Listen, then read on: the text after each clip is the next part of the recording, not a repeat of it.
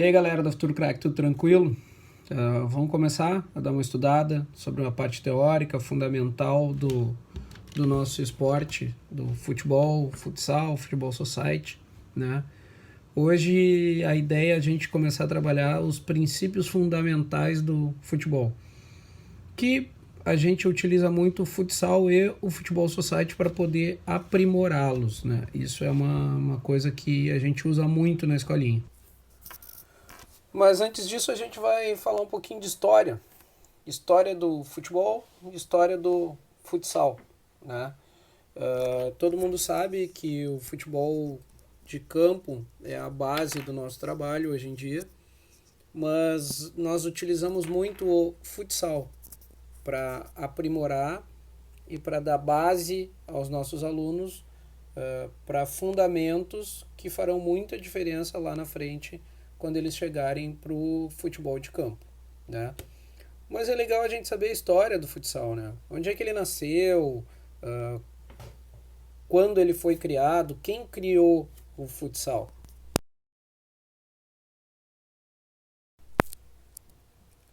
Existem duas histórias quanto à criação do futsal. A primeira delas, ela é da década de 40, de 1940, e o futsal teria sido criado na ACM em São Paulo. A ACM é a Associação Cristã de Moços, né?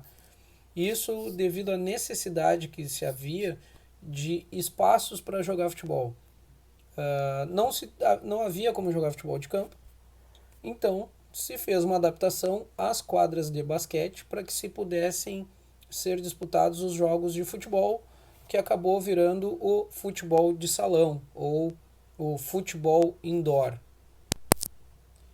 Entretanto, a versão mais aceita, inclusive reconhecida pela FIFA, narra que a história do futsal começou mais cedo, começou na década de 30 em um outro país sul-americano, no caso o Uruguai.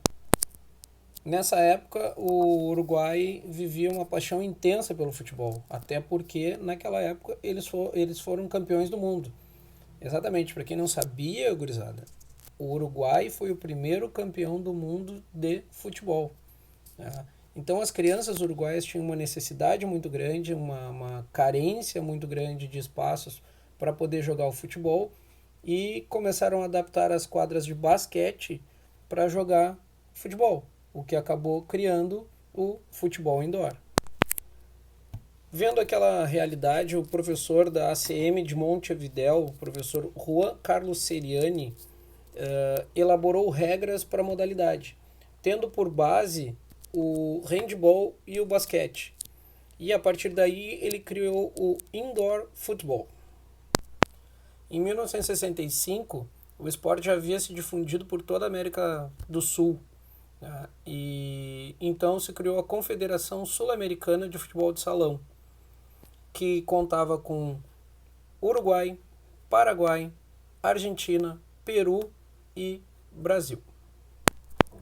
Em 1989, o futebol de salão foi vinculado à FIFA, então a gente passa a conhecer ele como futsal, ele passa a ter grandes torneios. O Brasil foi, por muitos anos, o grande nome da modalidade. De algumas décadas para cá, pouco tempo para cá, Espanha, Rússia, Itália começaram a ter grandes equipes de futsal, mas com jogadores brasileiros naturalizados.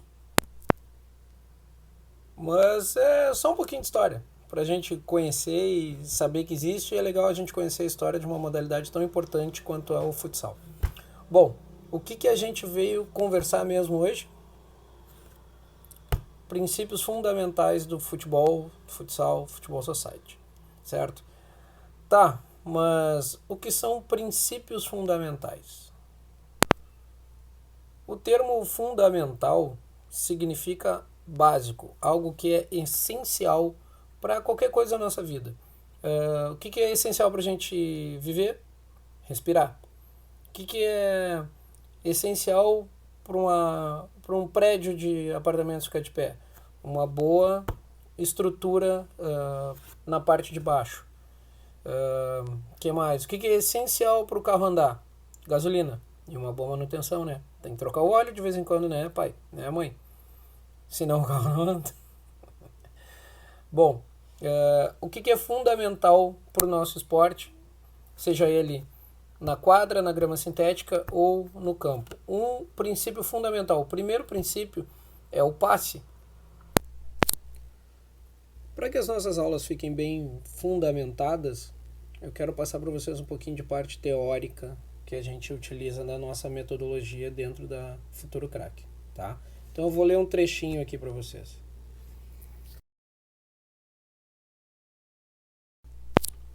O passe é o mais importante fundamento do futsal.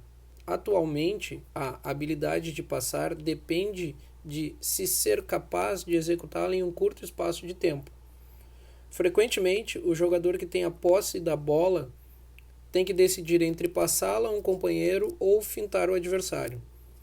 Quase sempre a atitude mais eficiente é passar a bola. O passe, em suas diversas modalidades, curto, médio, longo, lançamento, cruzamento também é um passe, em qualquer esporte coletivo, é a ação que torna esse esporte coletivo. Nada mais garante melhor a relação coletiva entre os jogadores que o passe. Aprender a passar é aprender a socializar as habilidades individuais. Portanto, passes rápidos e corretos são decisivos para o êxito no futsal. O mesmo ocorre para o futebol society e para o futebol de campo, onde o que a gente busca? Aproximações para que nós possamos chegar próximo ao gol, dentro da área, zona de finalização, melhor dizendo, e não propriamente dentro da área, porque eu posso fazer o gol de fora da área. Então, próximo à zona de finalização, para que nós possamos fazer o gol. E a maneira mais fácil, teoricamente mais fácil de se fazer isso, é passando a bola, nos aproximando dessa área. Ah, professor, mas eu posso driblar todo mundo. Que nem a gente tem alguns alunos que têm essa capacidade. Sim, mas a dificuldade de que tu consiga driblar todo o time adversário é muito maior do que a gente transformando isso em superioridade numérica, utilizando-se de triangulações e passes corretos, passes precisos, para que eu possa chegar dentro próximo dessa zona de finalização e, consequentemente, tentar fazer o gol, que é o grande objetivo do nosso esporte.